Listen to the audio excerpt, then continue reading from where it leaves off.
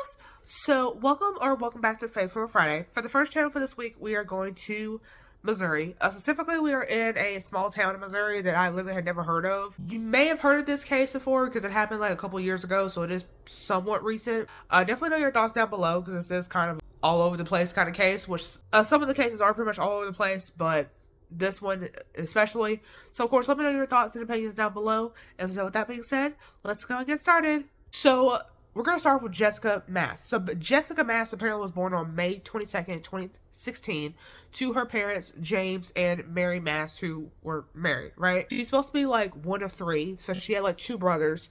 And she has a brother named Nathaniel who's still alive. And he had a twin, but sadly, that twin was a stillborn. So, basically, Jessica's family, I guess Mary and James over here, they were studying the Anabaptist faith when they pretty much were encouraging child abuse, or pretty much saying to like spank your kids until they go limp and to have them pretty much like submit to you to act right.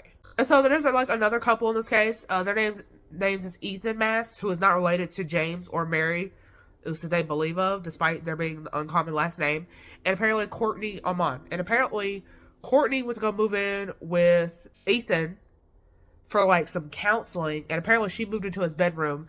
And obviously, should mention this, Ethan is actually married to a woman named Phyllis. So the reason that he gave apparently to his wife was like spiritual counseling, and I guess she just like believed it. And so then at one point it said that she was actually living with James and Mary too. Didn't specify when, but it said she was living with them at one point. So then of course apparently she gets pregnant, and he would say that James apparently started giving her counseling as well. So apparently I like these. When it says counseling, is in abbreviations. It doesn't flat out say they're sleeping together, but like, what else could they be doing? So around the time that Mary is actually giving birth to Jessica, remember the one I mentioned earlier in the story? Apparently, she and her husband, James, they ran off to a cabin together for like 2 weeks.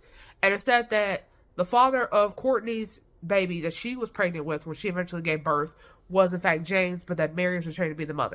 Okay, so I guess this is where it starts getting crazy. James starts claiming that Ethan would take a wooden spoon and hit him with the butt, and then leave bruises on Mary's back from hitting them with the wooden spoon.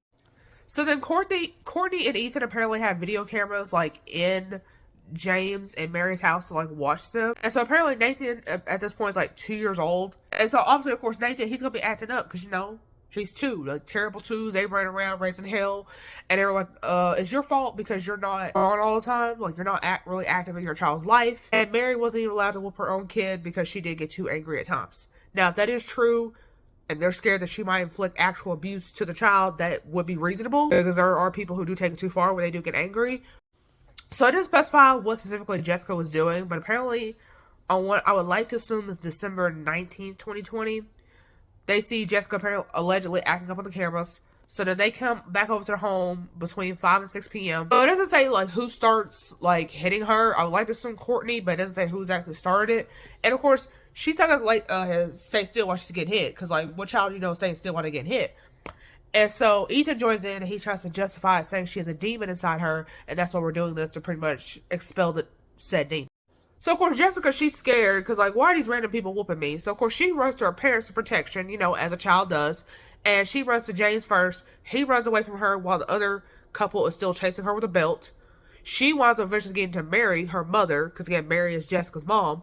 And she winds up eventually grabbing her dress. And she's like, okay, I got, you know. And then, of course, Mary pretty much, like, pushes her away. So then, like, on December 20th, 2020, like I said, James would wind up calling the police, pretty much saying that Jessica was dead. So then, of course, so obviously police arrive, because, like, that's pretty weird how just a 4-year-old child randomly dead. So they pull up to the house, they see Jessica's dead. He says, I covered her body pretty much up as soon as I saw that she was deceased. They saw that, I guess, like, they touched, like, her arm or something and saw she was cold to the touch, so it means she'd been dead for a while. And there were bruises on both sides of her body, so obviously that's a red flag.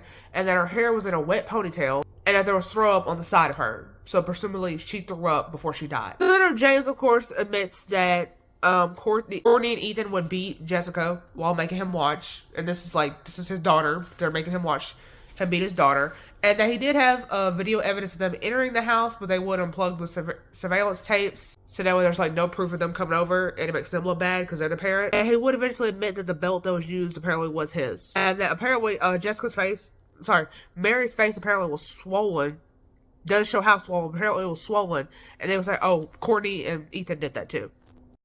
So allegedly, apparently, they see the neighbors come over at like 8 a.m. and they're looking at Mary's phone, which I don't know if Mary gave them the phone voluntarily or they took it from her. Didn't specify, but they have Mary's phone and they're unplugging the security cameras to like prove that hey, we didn't show up. But apparently, there's like enough evidence that they were there. Hence, why they're all in jail right now. And so, of course, as you would imagine, I guess James gets asked, like, why did you call for help? Because this is your daughter that we're talking about. And he says, oh, I didn't call for help because I was told that I would go to hell and that if I tried to intervene in the beating of my own offspring, they would beat me as well.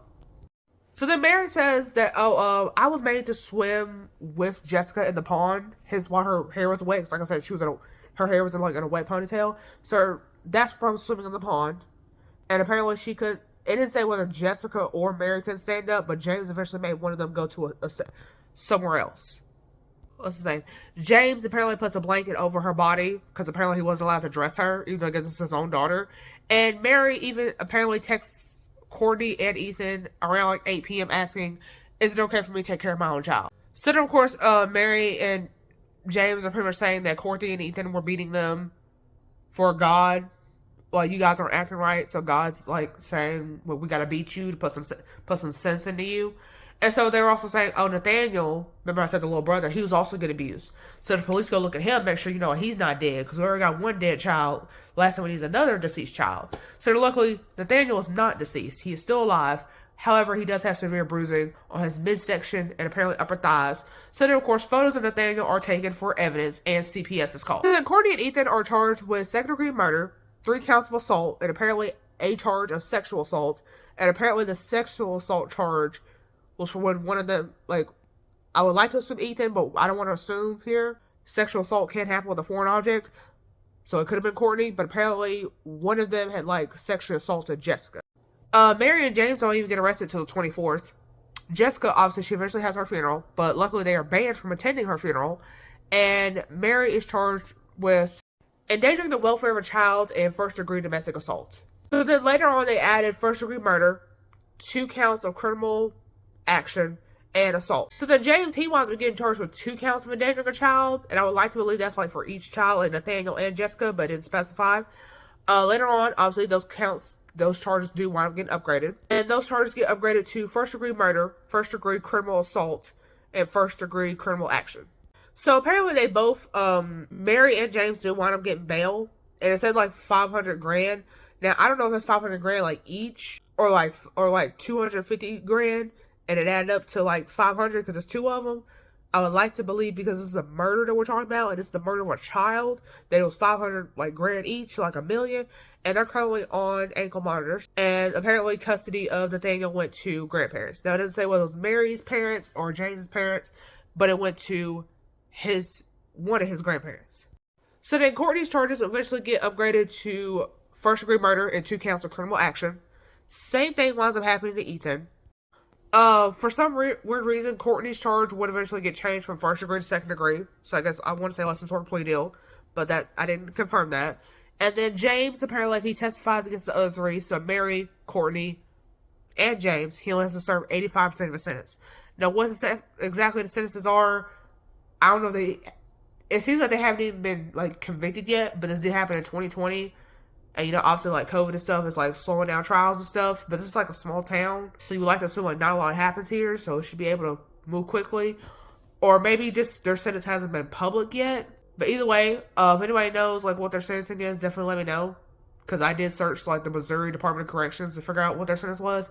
It didn't show it. I normally give a date of birth on our killers. It didn't show that either. So I guess I decided to give limited information. If anybody has to update, oh, they got life, they got 25, definitely, please let me know.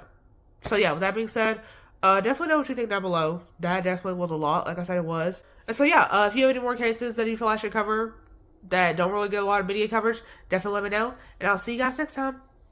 Bye. So if I play dead, will you regret everything that you did, that you said? I don't think you understand what you're doing, and my heart's black and blue from the bruising. I feel like when I'm with you I'm losing.